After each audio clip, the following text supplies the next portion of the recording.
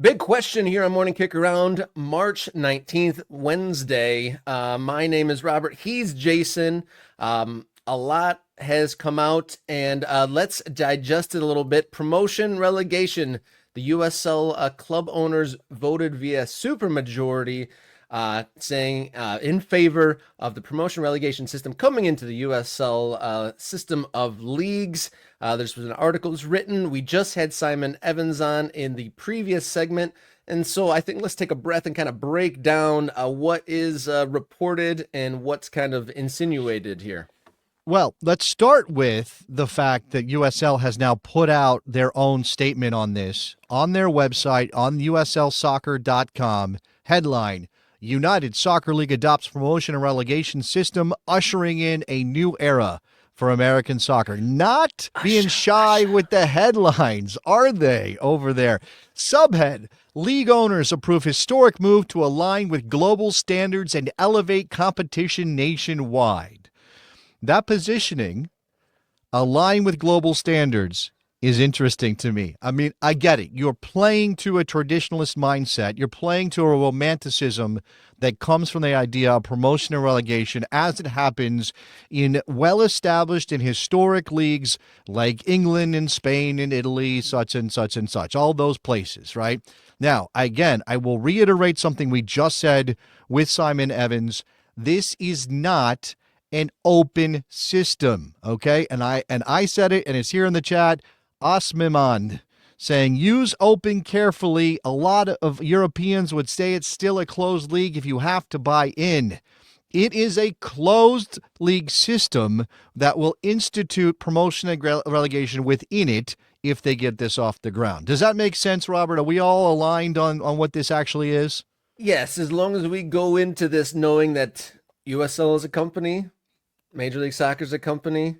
They're talking about moving within their own inter-level departments. Not open, but it's not open. But it's news. It's news. No, but no, it is, and it's not nothing. I'm not trying to diminish this. All right, we do not have an integrated pyramid of different leagues operating together in a promotion and relegation setup. And okay, let's just use England, because England is the league and the country people pay attention to most when it comes to promotion and relegation from our American perspective. Now, the Premier League launched back in 92 as a separate competition because the Premier League clubs were like, we're not getting enough money and we want to break away from the FA, okay? Now, they did that, but they didn't say we're stopping promotion and relegation, we're closing off our league. They still entered into an agreement with the Football League in order to have promotion and relegation. Now, the Football League is its own thing, right? Organizationally, it's its own thing from the Premier League. Yeah. But they still do that thing where they swap clubs every year. That is the only way we will ever get a promotion and relegation system in the United States, is if one league, Major League Soccer, chooses to integrate and operate in conjunction with, in partnership with, another league, in this case, the USL. Now, I will say that history pushed the Premier League into that system back in 92. And before that, of course, the first division was atop the pyramid that had lasted for 100 and whatever years. Right? We don't have that history here. There's no pressure to integrate your pyramids. If you're MLS and you launched 96 with 8 clubs and you had to kill 2 off, and then you grew it up to 30 clubs, and now you're charging $500 million for an expansion team, and you're building 20 and 30,000 seat stadiums, you're like, why do we need to do that? We don't need to do that. Why on earth would we need to do that? However, from a USL perspective, right, operating at a lower level in terms of cost, operating at a lower level in terms of visibility, this is a differentiator. They can say things like align with global standards. They can talk about elevating competition. They can talk about how this is something that makes them unique. The first ever sports league in America to adopt promotion and relegation. That's an incredible thing to be able to say. We will maybe deal with details, Robert, but I think that's what a lot of this is here's a thing that makes USL different. And by the way, as Simon also said, this doesn't mean that MLS is going to suffer, or that it's not a binary, it's not a zero-sum game. The USL achieves something with ProRail. No, it doesn't have to be. It really does not. And again, maybe one day MLS fans will be clamoring to be integrated with USL so that we can have promotion and relegation. Certainly USL clubs The ones that win USL First Division will be like, well, we should be going up, but we're not because MLS sucks. And that's fine. That conversation is also part of the lifeblood of the game in this country.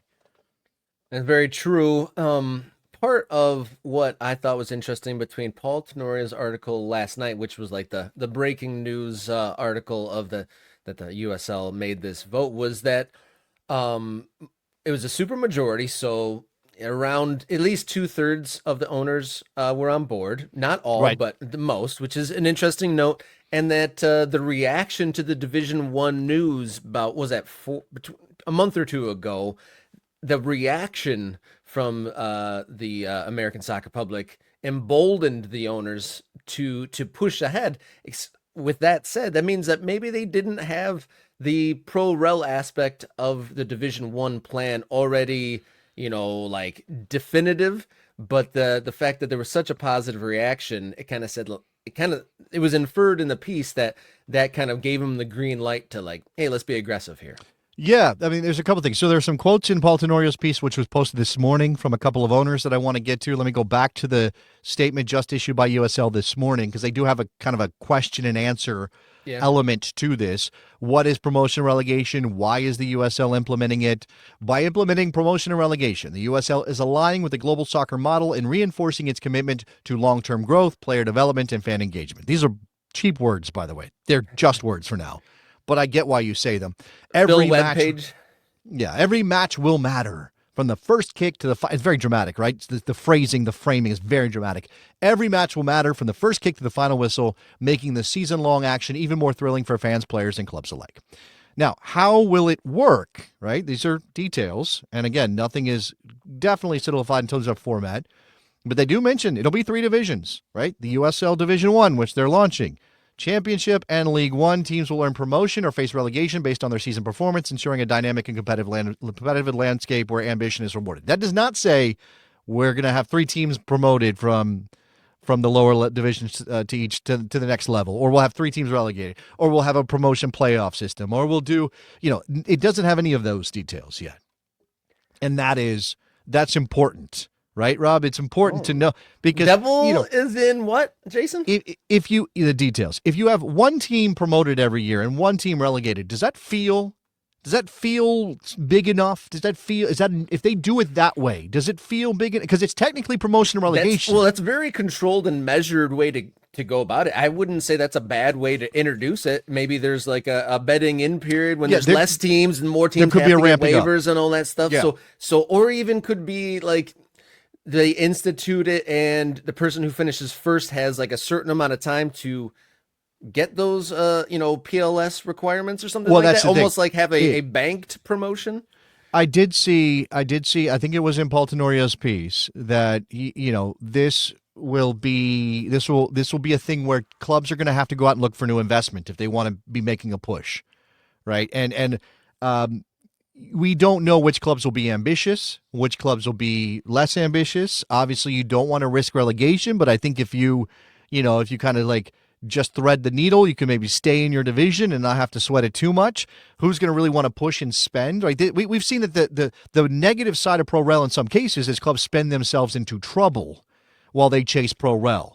Right? Or they get promoted and then, oh my God, they're not good enough to stay in that division and the bottom falls out. And now we're either talking yo-yo or we're talking about dropping down divisions. And obviously poor management can come to the USL just like it's come to English League One clubs and clubs that, at Bolton or Southampton, the clubs that have dropped from the top division all the way down.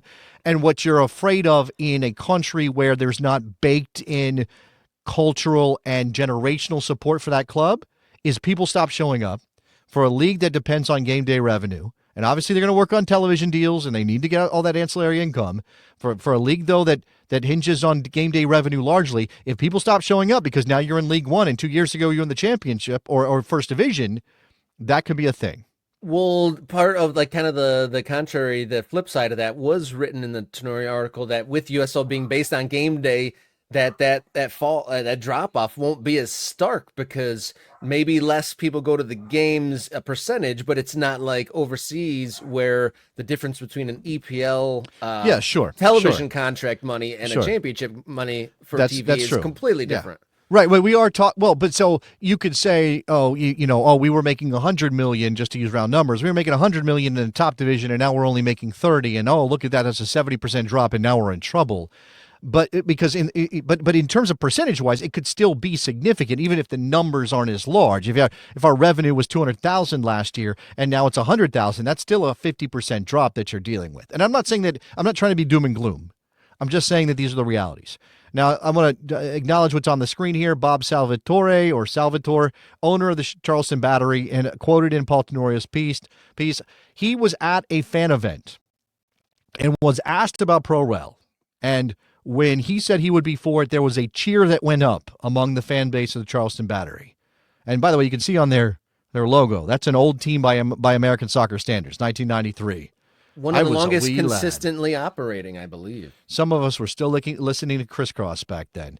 I was not expecting that to happen, Salvatore said. I didn't know the question was coming. I certainly didn't know a rousing cheer was coming, but I went home and I was like, whoa, they really want it. I think this is a product and an audience and a consumer decision that makes a lot of sense. I see that demand. I see that signal. Man, we've got to do this. All right. And again, this is one owner who's on board. Another owner on board, Brett Johnson, owner, Rhode Island FC, one of the owners of Rhode Island FC, also has an interest in Ipswich. So think about where that team has come and where they are right now.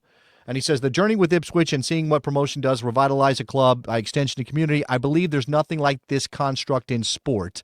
Every single game matters, requires excellent on and off the pitch. Excited to adopt it on our shores, and I think for USL, it's a brilliant move. I think USL is already creating itself as one of the best developmental leagues in the world. I think it will take us to another level. The timing is perfect because I think increasingly a lot of eyes are looking to America with the World Cup coming. What a great perspective from seeing it from, Ipswich came from the third or fourth tier, and within 10 years, we're at the pinnacle of English soccer. He's come into the United States, Rhode Island, year one, gets his team to the final, knows what this can do to the community. Very interesting perspective, and good to see, or interesting to see that he's so on board for this idea.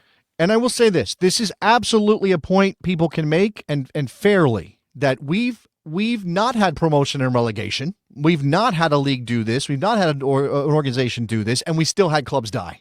We've still had clubs come and go. We still had, brief supernovas and then nothing. We've still had clubs fly-by-night ownership and all that. So why not do this, right? Again, as a differentiator, why not do this? Why not take a run at this? Again, devil in the details, and we're not going to hold our breath on that. They're saying a couple of months, coming months for details, but I do think this is super exciting. I'm so glad somebody put their money where their mouth was and chose to do this. Again, I think a vote is one thing, implementing it is something else, and I'm not going to count any chickens until they're hatched. And I don't know. I've said this on Blue Sky today. If anybody tells you that A, USL is going to go up in flames and this is going to be a massive failure, or B, this is going to fundamentally change the landscape of American soccer and upend the current structures and bring down MLS, they're lying to you, or they're delusional. They don't know what they're talking about, because nobody knows how this is going to play out, Robert, which is why this is fun. This is why it's interesting. I do not know what's going to happen. It's not like a movie where I can kind of guess the plot points. I don't know what's going to happen. It's definitely made the American soccer landscape more interesting. A flag has been planted, and while the plans to get to that flag not 100% clear, but it's going to be an interesting journey. We're going to have plenty to talk about on this program. Just at a snapshot, as we're sitting here this on Wednesday, March 19th, lots of teams expansion in the plans, stadiums in the plans, new division in the plans, and promotion relegation all in the plans. So we're on the edge of either the next generation of American soccer or one of the biggest flameouts. If we're gonna do binary, which would you say is more likely? I mean, if I were have to choose a binary, if I can't choose a middle road and say it's going to be somewhat successful and USL will see some gains from this, but it's not going to fundamentally change anything. I know nobody likes that mentality. Nobody likes the that's not fence sitting so much as it's trying to be a realist. I think this is going to be a success. I do. I think this is going to be big for USL. I don't know that it's going to, again, I don't know that it's going to suddenly make USL the most popular soccer league in the country. I don't know if it's going to stop MLS from expanding, right? And Simon Evans mentioned Indianapolis. In his newsletter, he identifies Indianapolis as a likely candidate to go to Major League Soccer because a bunch of higher-ups and muckety-mucks went to Indianapolis recently for Major League Soccer. It looks like things are lining there. And that would obviously take a big market away from USL. I don't think that's going to stop. But I do think this is going to raise USL's profile. It should bring in some new investment. Hopefully we get some new stadiums built. And if you're an American soccer fan, you do not have to choose. I'm going to say this directly to you. You do not have to choose between MLS and USL. No. You can like both of those things. You can take joy in the growth of American soccer in whatever form it takes. Yeah, and I mean, people love soccer. I mean, in the last 10, 15 years, that's been shown by the numbers of people that are showing up at games, large and small.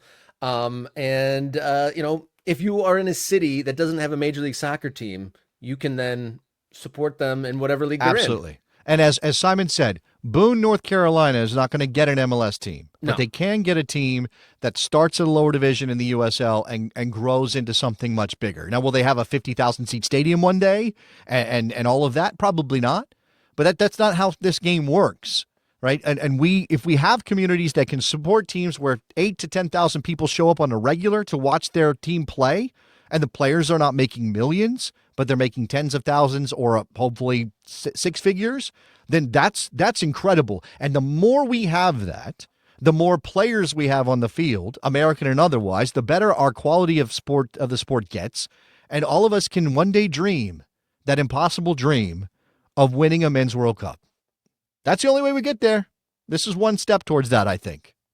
The soccer conversation continues. The Pro Rel to United States that conversation will continue here right on Morning Kick Around. If you haven't hit the button already, subscribe. Morning Kick Around on YouTube.com.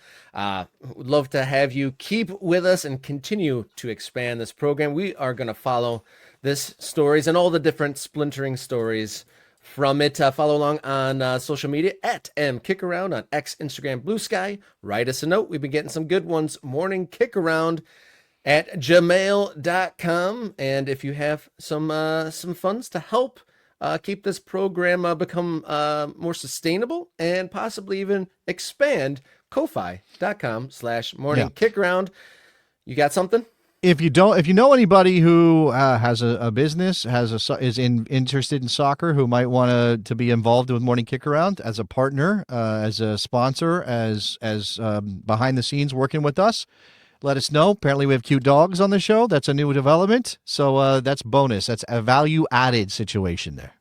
All right, keep with us. We are going to touch today's non-promotion relegation headlines as we're going to hit Wednesday's long balls here on Morning